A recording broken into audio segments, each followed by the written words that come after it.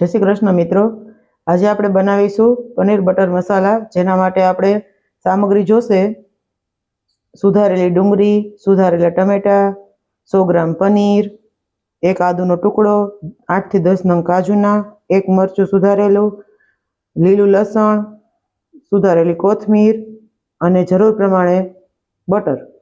વઘાર માટે આપણે જોશે 2 પાવડા તેલ લીધેલું છે, તેમજ આખા મસાલા છે તેમાં તમાલપત્ર, મરચાં અને લવિંગ લીધેલા છે, રાઈ, જીરું અને હિંગ તે વઘાર માટે લીધેલું છે, અને મસાલામાં હળદર, મરચું, ધાણા જીરું, ગરમ મસાલો અને સ્વાદ પ્રમાણે મીઠું લીધેલું છે।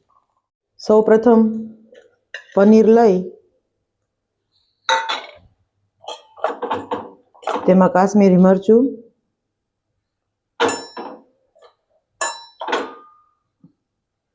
અને મીઠું રાખી મિક્સ કરી લેવાનું છે અને થોડી વાર માટે રાખી દેવાનું છે।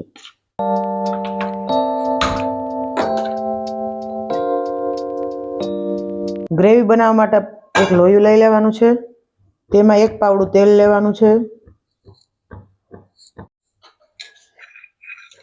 તેલમાં આપણે જે ડુંગળી લીધી છે તેની અડધી ડુંગળી આપણે તેલમાં નાખી દેવાની છે।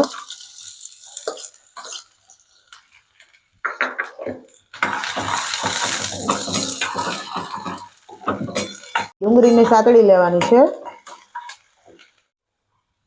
હવે તેમાં આપણે લસણ નાખી લેવાનું છે,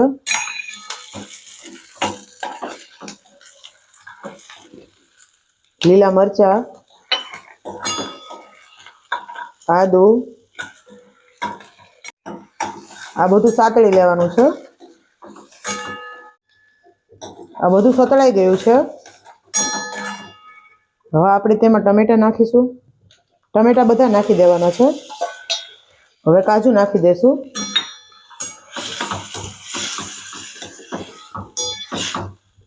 આ બધી વસ્તુ આપણે એકદમ સાતળી લેવાની છે। આને થોડી વાર સાતળવાનું છે।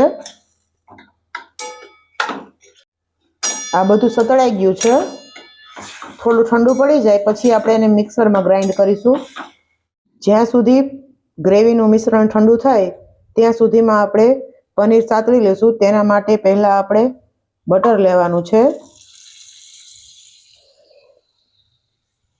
અને થોડું તેલ નાખીશું તેમાં। તેલ અને બટર ગરમ થઈ ગયું છે, હવે આપણે તેમાં પનીર નાખીશું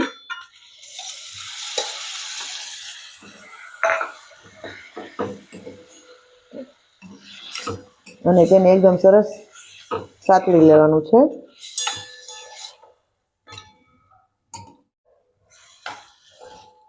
પનીર સતળાઈ ગયું છે। ગ્રેવી માટે જે મિશ્રણ બનાવેલું હતું તે ઠંડુ થઈ ગયું છે। હવે આપણે તેને ક્રશ કરી લેશું।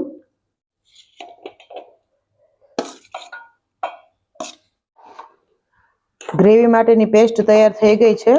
હવે આપણે વઘાર કરીશું। લોયું લેવાનું છે, તેમાં બટર લેવાનું છે અને તેલ નાખવાનું છે। તેમાં થોડી રાઈ, થોડું જીરું અને હિંગ નાખીશું। હવે તેમાં આખા મસાલા નાખીશું અને સાતળીશું।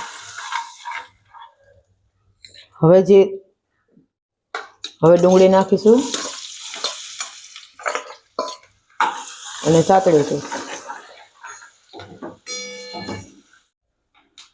ડુંગળી સતળાઈ ગઈ છે, હવે તેમાં પેસ્ટ નાખીશું।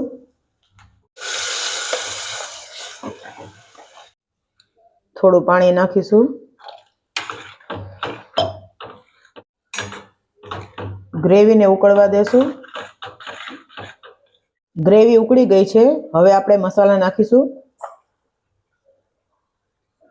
અડધી ચમચી હળદર,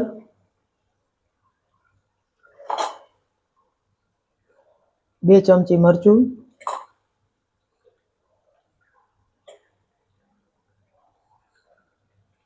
અડધી ચમચી ધાણા જીરું, મીઠું થોડું ઓછું નાખીશું, સ્વાદ પ્રમાણે મીઠું અને ગરમ મસાલો. ગ્રેવી તૈયાર થઈ ગઈ છે. હવે પનીર નાખીશું. પનીર નાખી લીધું છે. હવે આપણે મિક્સ કરીશું. તો આપણે પનીર બટર મસાલા શાક તૈયાર થઈ ગયું છે. હવે ઉપરથી આપણે બટર અને કોથમીર નાખીશું. તો આપણે પનીર બટર મસાલા શાક તૈયાર છે. હવે તેને સર્વ કરીશું. તો તૈયાર છે આપણું પનીર બટર મસાલા, જેને આપણે કુલચા, નાન અને પરોઠા સાથે ખાઈ શકીએ છીએ. જો તમને અમારી આ રેસીપી ગમી હોય તો અમારી ચેનલને લાઈક કરો, શેર કરો અને સબસ્ક્રાઈબ કરો.